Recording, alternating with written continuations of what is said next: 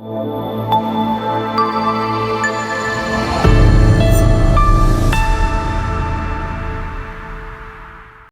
Everyone, this is Sheikh Fifa. I hope कि आप सब लोग बिल्कुल ठीक होंगे।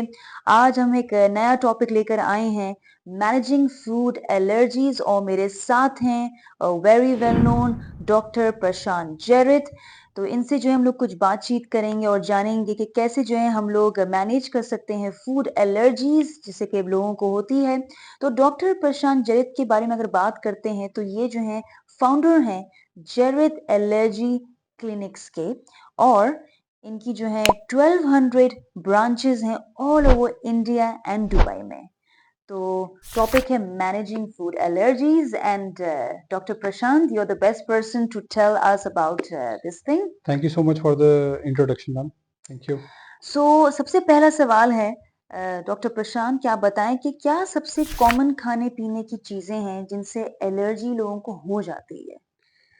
मैम, एलर्जीज में बहुत सारे ऐसे फूड एलर्जेंस हैं। वैसे तो देखिए किसी भी खाने की चीज़ से एलर्जी हो सकती है, ठीक है। कोई भी फूड एलर्जन है, लेकिन कहते हैं हम सुपर 8 कहते हैं उन एलर्जेंस को, जिसमें कि सबसे पहले इम्पोर्टेंट है मिल्क, फिर सोय, फिर फिश, फिर पीनट, फिर ट्री नट्स, और फिर उसके अलावा हमें कॉमनली व्हीट से एलर्जी हो सकती है। और एक दो नट्स के अलावा एलर्जेंस हैं, जैसे कि ट्री नट, पीकन नट वगैरह, उनसे एलर्जी हो सकती है। तो कॉमन ये 7 या 8 एलर्जेंस होते हैं, जिसको हम सुपर 8 एलर्जेंस कहते हैं, जिनसे एलर्जी हो सकती है। तो देखिए आजकल जो है बाजारों में पैकेज फूड्स बहुत मिलते हैं। तो आप मुझे बताएं कि इससे जो है जैसे कि एलर्जीज के बारे में कैसे पता चल सकता है कि हाँ इस पैकेज फूड में जो है एलर्जी हो सकती है किसी को भी? मैम, सबसे इम्पॉर्टेंट चीज़ है कि जिन लोगों को बहुत सिवियर फूड एलर्जीज होती हैं, उनको पैकेज फूड्स थोड़े से अवॉइड करने चाहिए। सबसे पहली चीज़, अगर हम नहीं अवॉइड कर सकते, तो पहली चीज़ रहती है कि उसके कंटेंट्स को पढ़ना ज़रूरी है, ठीक है। अगर उसके ऊपर लिखा है कि it may contain traces of certain foods, तो जिन लोगों को बहुत सिवियर फूड एलर्जीज है, उन लोगों को वो चीज़ नहीं लेनी चाहिए। तो सबसे इम्पोर्टेंट चीज़ है मतलब सबसे बड़ा हमारा फ्रेंड जो उसमें होता है, वो उसका लेबल होता है। Label is the biggest friend जिन लोगों को फूड एलर्जीज होती हैं। तो हमेशा लेबल को पढ़ने के बाद ही आपको वो चीज़ खानी चाहिए जिससे वो हैं। और अगर लेबल पे ट्रेसेस लिखा है कि मे कंटेन ट्रेसेस ऑफ, तो उस चीज़ को बिल्कुल नहीं लेना चाहिए। कि आजकल जो है लोग प्रोसेस्ड फूड जो है बहुत ज़्यादा कंज्यूम करते हैं। तो आप बताएं कि प्रोसेस्ड फूड को क्यों अवॉइड करना चाहिए फूड एलर्जी के लिए? मैम, अगेन प्रोसेस फूड्स के अंदर बहुत सारे ऐसे इंग्रेडिएंट्स होते हैं जो हिडन होते हैं। और सपोज मुझे नट से एलर्जी है और उसमें हिडन इंग्रेडिएंट्स में नट है जो नहीं मेंशन्ड है प्रोसेस्ड फूड में, तो I will surely get allergic to it. तो अगर जिन लोगों को बहुत ही सिवियर फूड एलर्जीज हैं, उनके लिए processed foods is a complete no no, because of its hidden food ingredients. अगर हिडन फूड इंग्रेडिएंट्स के कारण आपको एलर्जी हो गई, तो वो जानलेवा भी हो सकती है। इसलिए जिन लोगों को बहुत सिवियर फूड एलर्जीज हैं, उनको प्रोसेस्ड फूड्स अवॉइड करने चाहिए। They should always go for fresh fruits, fresh vegetables, freshly cooked things, so that they can avoid this allergies. अच्छा ये बताएं कि खाने-पीने को छोड़ के ऐसी कौन-सी कोई चीज़ बताएं जो एलर्जी को जो है वो कॉज़ करती है? मैम, खाने पीने के अलावा बहुत सारी ऐसी चीज़ें हैं जैसे जिनसे एलर्जीज हो सकती हैं, जो हम कंज्यूम करते हैं, जैसे कॉस्मेटिक से एलर्जीज हो सकती हैं बहुत कॉमनली। फिर उसके बाद पोलन से एलर्जीज हो सकती हैं, पेड़ पौधों के बीच से और पराग से, डस्ट से। उसके अलावा हमने देखा कि मेडिकेशन से एलर्जीज हो सकती है, दवाइयों से बहुत सारी एलर्जीज हो सकती हैं। तो एलर्जीज तो एक्चुअली बहुत सारी चीज़ें हैं फूड के अलावा जिनसे एलर्जीज हो सकती हैं। क्या कुकिंग करने से जो है फूड की एलर्जी कम हो जाती है? मैम, अगर कुकिंग करने से, बहुत ही अच्छा क्वेश्चन है कि कुकिंग करने से फूड की एलर्जीज कम हो जाती हैं, क्योंकि फ्रूट्स और वेजिटेबल्स में देखा गया है कि जिनकी कुकिंग से उनकी एलर्जीज कम हो जाती है। लेकिन सिर्फ फ्रूट्स और वेजिटेबल्स में कम हो जाती है, मैं ये नहीं कहूँगा कि बिल्कुल ख़त्म हो जाती हैं। लेकिन स्पेशली एग में और मिल्क में और नट्स में ये देखा गया है कि कुकिंग के बाद भी उनकी एलर्जीज ख़त्म नहीं होती हैं।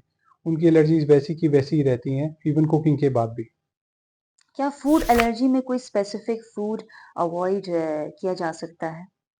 मैम फूड एलर्जीज में जिस चीज़ से आपको एलर्जी है उसको तो आपको अवॉइड करना ही है। साथ में उससे बनी हुई चीज़ों को भी आपको अवॉइड करना है। फॉर एग्जांपल जैसे एग की एलर्जी है आपको, तो ना आप एग ले सकते हैं, ना एग बेस्ड मेयोनीज ले सकते हैं, ना एग बेस्ड येलो बेस्ड ले सकते हैं, ना वाइट बेस्ड ले सकते हैं। तो all forms of egg you have to avoid. Similarly if you are allergic to milk, you have to avoid milk, doodh, dahi, paneer, khoya, makhan, everything that is made from milk you have to avoid. So उसका कोई specific component भी आप नहीं ले सकते जो उससे बना हुआ है। आजकल जो है बहुत ज़्यादा खाने-पीने का जो माहौल है वो बाहर का हुआ हुआ है, जैसे कि लोग रेस्टोरेंट्स जाते हैं ये सब। तो मैं अगर बाहर खाना खाना पसंद करती हूँ, तो मुझे कौन से फूड का ध्यान देना चाहिए जिसमें जो है फूड एलर्जी ना हो? मैम जिन लोगों को फूड एलर्जी है, पहले तो मैं ये हमेशा रिकमेंड करता हूँ कि उन लोगों को बाहर खाना खाना अवॉइड करना चाहिए, जिनको हुँ, बहुत सीवियर फूड एलर्जीज़ हैं। और दूसरी चीज़ है कि 2 चीज़ें हैं, एक तो लोगों को जिनको फूड एलर्जीज़ हैं, हमेशा उनको कंटेंट्स का ध्यान रखना चाहिए। और फूड एलर्जन वार्निंग्स हैं, तो अपने शेफ़ को या अपने वेटर को आपको इन्फॉर्म करना चाहिए कि आपको मुझे ये एलर्जीज़ है। सेकंड चीज़, उन लोगों को बफेज़ अवॉइड करने चाहिए, क्योंकि बफेज़ में फूड की बहुत ज़्यादा मिक्सिंग होती है। हुँ, हुँ। तो उन लोगों को सेकंड बफेज़ अवॉइड करने चाहिए। तीसरा, उन लोगों को उस क्वालिटी ऑफ रेस्टोरेंट्स में खाना खाना चाहिए जहाँ पे फूड वार्निंग्स को बहुत सीरियसली लिया जाता है। जैसे 5 स्टार्स हैं या 7 स्टार रेस्टोरेंट्स हैं, ऐसे वो हैं, अच्छे रेस्टोरेंट्स हैं, उसमें फूड कंटेंट्स की प्रिपरेशन में और जो उसमें बहुत हाइजीन ध्यान का रखा, होता है। हाइजीन का बहुत ध्यान रखा जाता है। साथ में मिक्सिंग ऑफ कंटेंट्स नहीं की जाती। हुँ। तो ये 3-4 चीज़ों का ध्यान रखना चाहिए आपको कि बफेज़ अवॉइड करें, अच्छे रेस्टोरेंट में खाना खाएँ और हमेशा वेटर को बताएँ कि आपको कौन-सी एलर्जी है। क्रॉस रिएक्टिविटी का क्या होती है? Ma'am cross reactivity food allergens में होती है, जैसे कि मुझे अगर एक तरह के फूड से एलर्जी है, सपोज़ मुझे मिल्क से एलर्जी है, तो देयर आर चांसेस कि मैं सोय को भी रिएक्ट करूँगा।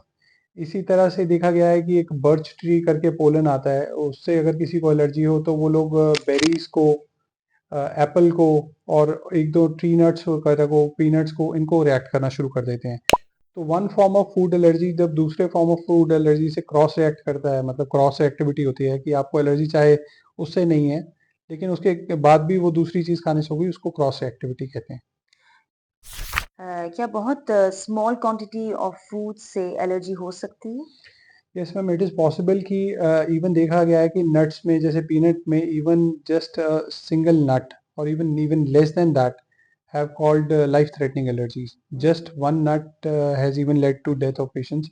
So there is, if you are allergic to something and you have severe allergies, there is no minimal amount, any amount of that food allergen can cause allergies. So even small quantities, maybe they are very lethal if you have food allergies. Cooking की recipe बनाने में जो है कैसे food allergens को जो है replace कर सकते हैं? मैम हमें देखा गया है कि जैसे सपोज़ आज बहुत सारे ऐसे चीज़ें हैं जैसे आपको जिससे एलर्जीज़ हैं। फॉर एग्ज़ाम्पल मुझे आज सपोज़ मिल्क से एलर्जी है। तो मिल्क की जगह मैं सोया मिल्क यूज़ कर सकता हूँ, आलमंड मिल्क यूज़ कर सकता हूँ, या फिर there are other forms of milk, oat milk is available, those milks can be used. बच्चों को जैसे व्हीट की एलर्जी होती है, तो व्हीट की जगह दे कैन हैव राइस और other kinds of floors, like दालों का आटा बनता है, और other kinds of floors can be used for them. Similarly, in the face, like people who have allergic to egg, in baking products, they can use flax seeds, seeds, जिससे उसकी consistency बन के baking हो जाती है। So there is always an alternative available in food allergies in cooking. So if you are allergic to wheat, you can use other flours. If you are allergic to egg or anything else, there are always alternatives to that. Okay, बहुत-बहुत शुक्रिया doctor Prashant Thank you so much, ma'am. आपका। So thank you very much viewers, we will meet you guys in the another topic. Thank you.